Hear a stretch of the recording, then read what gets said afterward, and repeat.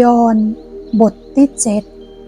7การเลี้ยงในเทศกาลยูเพิงที่กรุงเยรูซาเล็มภายหลังเหตุการณ์เหล่านี้พระเยซูก็ได้เสด็จไปในแคว้นกาลิลีโดยว่าพระองค์บ่ประสงค์ที่จะเสด็จไปแคว้นยูเดียเพราะหมู่ชาวยิวหาโอกาสที่จะฆ่าพระองค์ในขณะที่ใกล้จะถึงเทศกาลยูเพิงของหมู่ชาวยิวแล้วหมู่น้องๆของพระองค์ก็ทูลพระองค์ว่าจงออกจากที่นี่ไปยังแคว้นยูเดียเพื่อเหล่าสาวกของท่านจะได้หันการงานที่ท่านยะย้อนว่าบ่มีไผยะสิ่งใดลับๆเมื่อผู้นั้นอยากจะให้ตัวเก่าปรากฏถ้าท่านยะการเหล่านี้ก็จงแสดงตัวให้ปรากฏแก่โลกเตอะแม้หมู่น้องๆของพระองค์ก็บ่ได้เชื่อในพระองค์พระเยซูตรัสกับพวกเขาว่ายังบ่ถึงเวลาของเฮา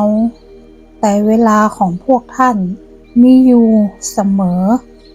โลกจะจังหมู่ท่านบ่ได้แต่โลกจังเฮาเพราะเฮาเป็นพยานว่าการงานของโลกนั้นชั่วจ้าหมู่ท่าน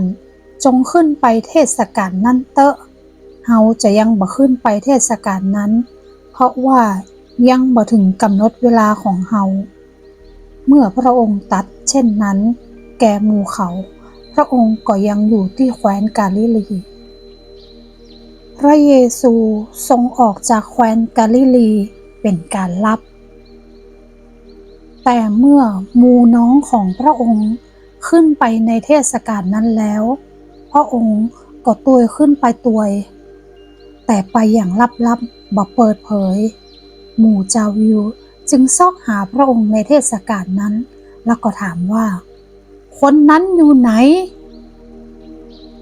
และหมู่ชาวบ้านก็ซุบซาบนินทากันถึงพระองค์เป็นจำนวนนักบางคนก็ว่าเขาเป็นคนดีคนอื่นว่าบ่ใช่เขาเป็นคนขี้จุประชาชนต่างหากแต่บ่มีไผอาจจะอู้ถึงพระองค์อย่างเปิดเผยเพราะกลัวหมู่ชาวยิวพระเยซูที่เทศกาลยูเพิง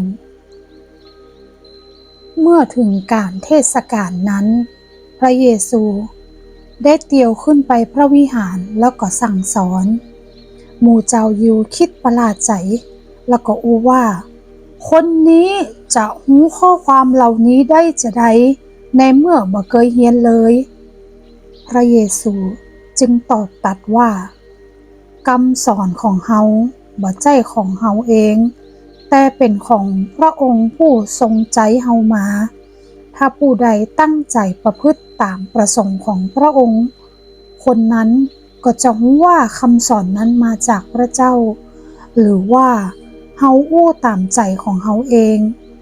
คนใดที่อู้ตามใจชอบของตัวเก่าคนนั้นย่อมเสาะแสวงหาเกียรติสำหรับตัวเก่าแต่คนที่แสวงหาเกียรติเพื่อพระองค์ผู้ทรงใจเฮามาคนนั้นแหละเป็นคนแท้บ่มีอาธรรมอยู่ในเขาเลยโมเสสได้พระราชบัญญัติแก่เขาทั้งหลายบ่ใช่กะและบ่มีไผในหมู่ตั้นรักษาพระราชบัญญัตินั้นตั้นทั้งหลายหาโอกาสที่จะฆ่าเฮาแย่หยังคนหมู่นั้นตอบว่าท่านมีผีสิงอยู่ไผจะหาโอกาสจะฆ่าท่านพระเยซูตรัสตอบเขาว่าเฮาได้ยะสิ่งหนึ่งและท่านทั้งหลายตกสะเกิดโมเสสได้ให้ท่านทั้งหลายเข้าสุนัตบ่ใช่ได้มาจากโมเสสแต่ได้มาจากพ่ออุ๋ยแม่อุ๋ยและในวันสปาโตท่านทั้งหลายก็ยังให้คนเข้าสุนัตถ้าในวันสปาโตคนยังเข้าสุนัตเพื่อบ่ให้ละเมิดพระราชบัญญัติของโมเสสแล้วท่านทั้งหลายจะโกรธเฮาย้อนว่าเฮาได้ยะให้ผู้ชายคนหนึ่งหายโรคเป็นปกติในวันสปาโตกะบ่ได้ตัดสินคนที่เห็นภายนอกแต่จงตัดสินตามความชอบธรรมเตอะ ย้อนจะอันเจ้ากรุงเยรูซาเล็มบางคนก็ได้อู้ว่าคนนี้บ่ใจกะที่เขาหาโอกาสจะฆ่าเหียแต่ดูเตอะท่านกำลังอู้อย่างกล้าหาญและเขาทั้งหลายก็บ่ได้ว่าอย่างท่านเลยพวกขุนนางรู้แน่แล้วกะว่าคนนี้เป็นพระคริสต์แต่เฮารู้ว่าคนนี้มาจากไหนแต่เมื่อพระคริสต์เสด็จมานั้นจะบ่มีผู้ใดรู้เลยว่าพระองค์มาจากไหนจะอันพระเยซูจึงทรงประกาศคณะที่ทรงสั่งสอนในพระวิหารว่าท่านทั้งหลายรู้จักเฮาและรู้ว่า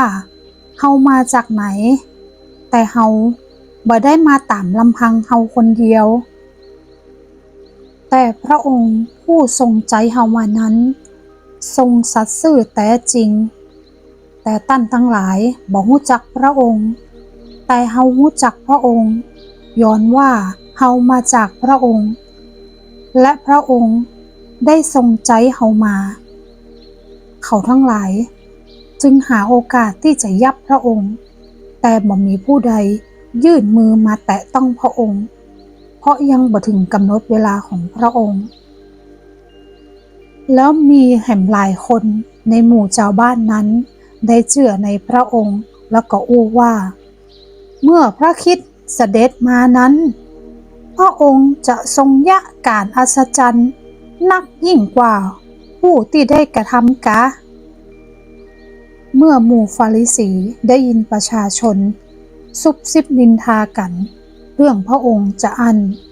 หมู่ฟาริสีกับหมู่ปุโรหิตใหญ่ได้ใจเจ้าหน้าที่มายับพระองค์พระเยซู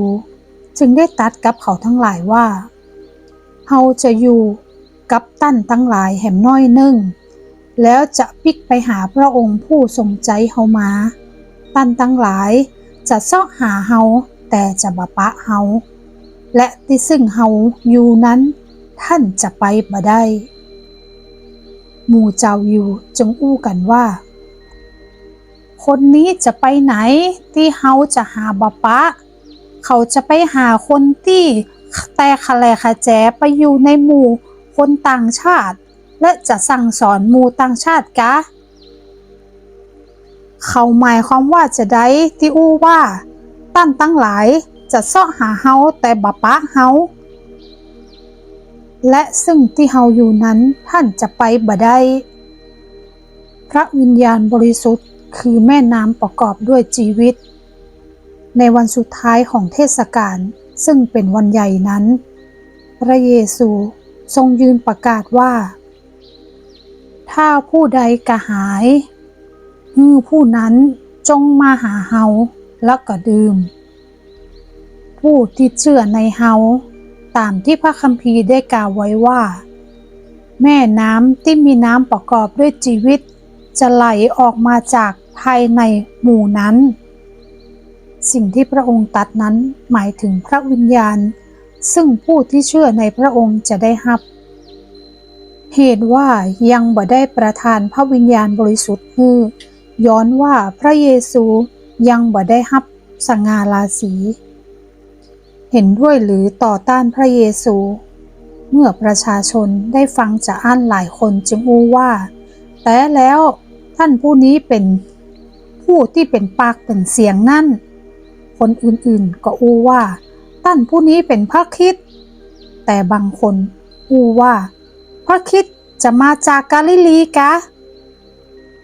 พระคัมภีร์อู้ไว้บ่ใช่กะว่าพระคริสต์จะมาจากเชื้อสายของดาวิดและมาจากเมืองเบธเลเฮมซึ่งดาวิดเคยอยู่หั่นเหตุจะอันประชาชนจึงมีความเห็นที่แตกแยกกันในเรื่องของพระองค์บางคนใครจะยับพระองค์แต่บ่มีใครยื่นมือแตะพระองค์ได้เลยเจ้าหน้าที่จึงพากันไปหาหมู่ปุโรหิตใหญ่แล้วก็หมู่ฟาริสีและหมู่เขานั้นกล่าวกับเจ้าหน้าที่ว่าเนี่ยอย่างเจ้าถึงมายับเขามาเจ้าหน้าที่ตอบว่าบ่เคยมีไผอู้เหมือนคนนั้นเลยหมู่ฟาริสีตอบเขาว่า หมู่สูถูกจุกไปตัวแล้วกะมีคนใดในหมู่ขุนนางหรือพวกฟาริสีเชื่อในคนนั้นกะแต่ประชาชนหมู่นี้ที่บ่ฮู้พระราชบัญญัติก็ต้องถูกสาปแช่งอยู่แล้วนิโคเดมัสผู้ที่ได้มาหาพระเยซูในเวลาเมื่อคืนนั้นและก็เป็นคนหนึ่งในหมู่เขาได้กล่าวแก่พวกเขาว่าพระราชบัญญัติของเฮาตัดสินคนใดโดยที่ยังบ่ได้ฟังเขาก่อนและฮู้ว่าเขาได้ยะอะหยังพ่องเขาตั้งหลายตอบนิโคเดมัสว่าตั้นมาจากกาลิลีตัวอีกะค้นหาดูเตอะว่าบ่มีคนเป็นปากเป็นเสียงแทนพระเจ้าเกิดขึ้นมาจากกาลิลีต่างคนต่างปิกบ้านของตัวเก่า